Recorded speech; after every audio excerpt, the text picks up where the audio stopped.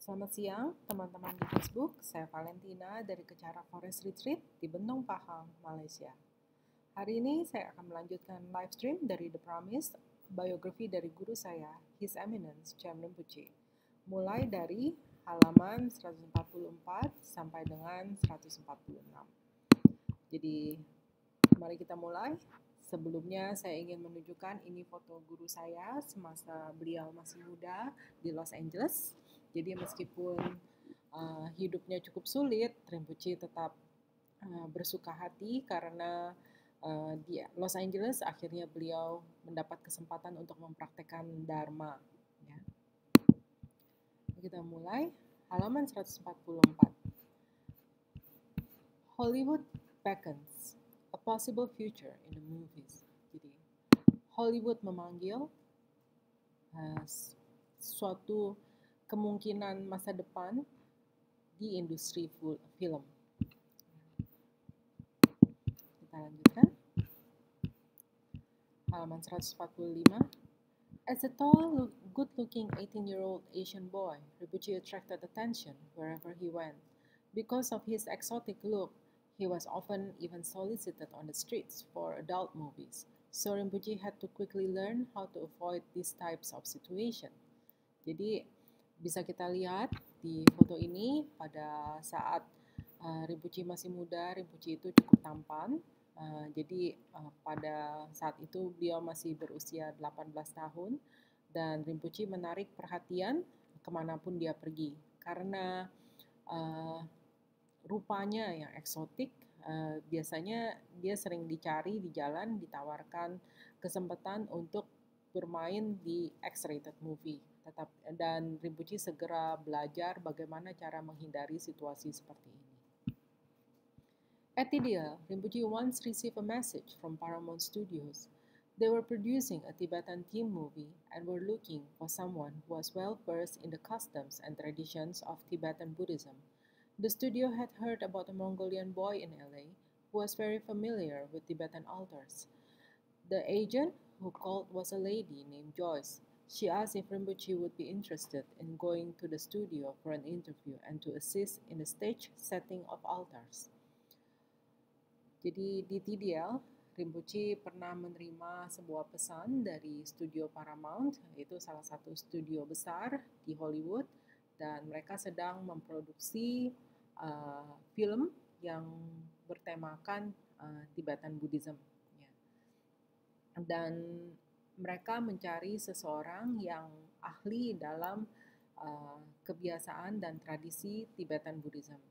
Studio ini, Paramount Studio, telah mendengar mengenai seorang anak lelaki Mongolia di Los Angeles, yaitu Rinpoche, yang sangat familiar dengan setup Tibetan altar. Jadi agennya ya pada saat itu yang bernama Joyce, ya, seorang wanita bernama Joyce, dia menelpon ke TDL dan dia bertanya apakah Rinpoche ingin bertanya apakah Rinpoche itu tertarik untuk datang ke studio untuk diinterview dan membantu setup altar.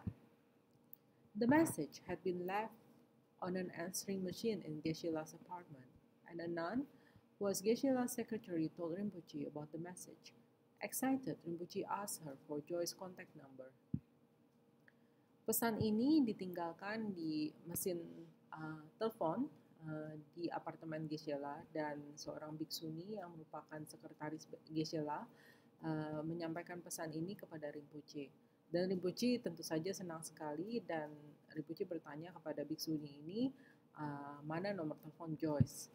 Smiling, she replied that she had erased the message by accident. Rinpoche asked if she could rewind the message and try again. The nun, still smiling, said again that the message was definitely gone. Biksuni ini tersenyum dan dia menjawab pertanyaan Rinpoche bahwa dia telah menghapus pesan dari Joyce secara tidak sengaja, dan Rinpoche bertanya apakah pesan ini bisa di-retrieve, dan biksuni ini bilang bahwa tentu saja tidak bisa, pesan ini sudah hilang. Rinpoche asked her to ensure that she wrote the number down the next time Joyce called. The nun happily agreed. Rinpoche meminta biksuni ini untuk mencatat nomor telepon Joyce uh, apabila Joyce menelpon lagi dan biksuni ini setuju. Joyce called back the next day, but when the nun told Rinpoche the news, she said apologetically, oh sorry, I erased the message again. Joyce menelpon lagi pada hari berikutnya, tetapi biksuni ini juga menghapus pesan ini lagi dan dia minta maaf kepada Rinpoche. Sorry, saya sudah menghapus pesan ini lagi. The next day, the studio called one final time. This time, the nun wrote down the number, but then lost the piece of paper it was written on. Pada hari berikutnya, studio ini juga menelpon lagi untuk terakhir kalinya, dan kali ini biksuni itu mencatat nomor teleponnya, tetapi kertas di mana nomor telepon itu dicatat hilang. A while later, when Rinpoche was working as a secretary at a realtors, he received a call from an agent of a TV station who was looking for a Mongolian speaker as a voiceover talent. Tidak lama kemudian, Rinpoche yang pada saat itu sedang bekerja sebagai sekretaris di sebuah kantor real estate menerima telepon dari agen di stasiun TV yang sedang mencari orang yang bisa berbicara bahasa Mongolia untuk voice over. At the studio, Rinpoche met up with the agent, a very attractive lady named Joyce Baker. She looked very professional and even carried a briefcase. Di studio, Rinpoche bertemu dengan seorang agen, seorang wanita yang menarik bernama Joyce Baker, dan dia terlihat profesional dan bahkan membawa tas kantor. Upon meeting him, she exclaimed, "Oh my God, did you get a call from Paramount from a lady named Joyce a while back? It was me. Why didn't you return my call?" Setelah bertemu dengan Rinpoche, wanita itu segera berseru, "Oh my God, kamu menerima telepon dari Paramount dari seorang wanita bernama Joyce beberapa waktu lalu. Itu adalah saya. Kenapa kamu tidak menelpon saya kembali?" Rinpoche said, "I tried, but the lady who received the messages kept losing the number. What movie was it for?" Rinpoche menjawab bahwa saya mencoba, tetapi orang yang menerima pesannya selalu kehilangan nomor teleponmu. Sebetulnya itu untuk film apa? It was for the Golden Child. I needed you to work on the set to set up the altar for a scene with the lama. Ini untuk film The Golden Child. Saya memerlukanmu untuk bekerja di set untuk menyusun sebuah altar. How did you hear about me? Bagaimana kamu mendengar mengenai saya? Joyce menjawab, I called a few Dharma centers and they told me about you. Saya menelpon beberapa wihara dan mereka menceritakan kepada saya mengenai kamu. She was not upset that he did not call her back, but she kept repeating, you should have called, you should have called. Joyce tidak kecewa bahwa Rinpoche itu tidak menelpon dia, tapi Joyce selalu mengulang kembali bahwa kamu seharusnya menelpon saya. Rinpoche did the Mongolian voiceover for a puppet show and was paid about 360. He also received royalties whenever the show was aired. It was very exciting for the teenager and a lot of money for an hour's work. Dan Rinpoche melakukan pekerjaan voice over Mongolia untuk sebuah puppet show, show boneka, dan dibayar $360. Dan setiap kali acara tersebut dimainkan, Rinpoche menerima royalti, dan hal ini merupakan hal yang sangat exciting ya bagi seorang remaja, dan ini adalah uang yang banyak untuk pekerjaan 1 jam. Jadi di sini halaman 146 kita bisa melihat ada foto-foto Rinpoche pada masih muda di Los Angeles. Jadi sebelum kita akhiri live stream hari ini, saya ingin membacakan suatu puisi yang dikomposisikan oleh guru saya pada tahun 2010 pada tanggal 7 April di Sam Ladrang, Kuala Lumpur. Judulnya Alone with Memories, sendiri dalam kenangan. A poem to my teacher. Ini adalah sebuah syair untuk guru saya. Sadness and loneliness are my forced friends, living in lands forever foreign, as I have no home. Jadi kesedihan dan kesunyian adalah sahabat yang dipaksakan kepada saya. Dan saya tinggal di sebuah tempat yang sangat asing dan selalu asing bagi saya karena saya tidak memiliki tempat tinggal. Sounds of my guru's damaru evokes a time long gone as it plays in my head all day long.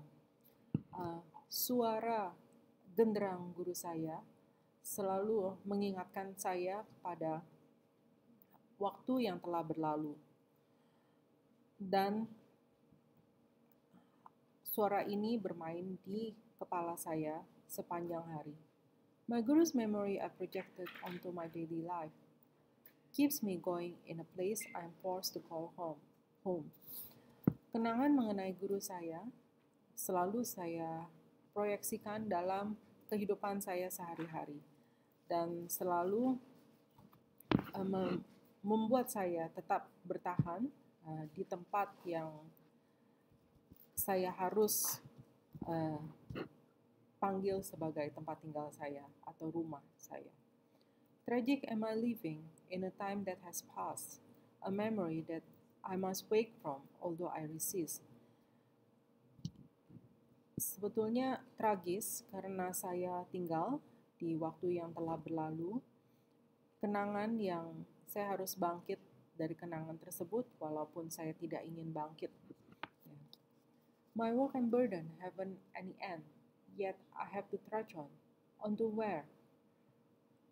Pekerjaan dan beban saya tidak ada akhirnya. Akan tetapi saya harus terus melangkah dengan berat. Kemana?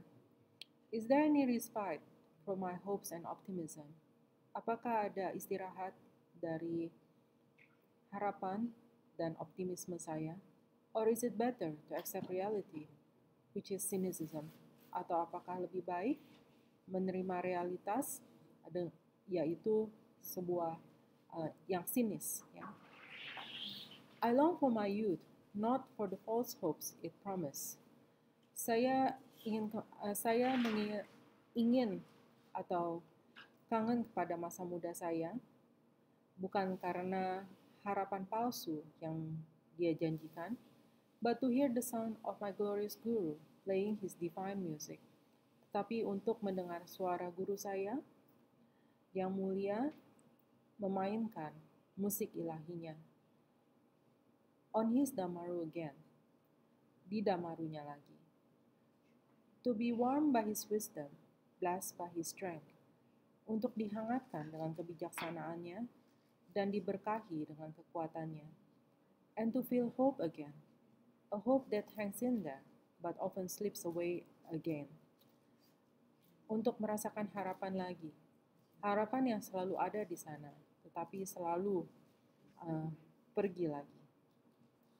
Itu adalah salah satu puisi yang berjudul Alone with Memories yang dikomposisikan oleh guru saya dan saya terjemahkan sebisa saya, tentu saja. Tapi saya yakin intinya telah tercakup dalam terjemahan tersebut. Jadi terima kasih, sampai jumpa di live stream berikutnya.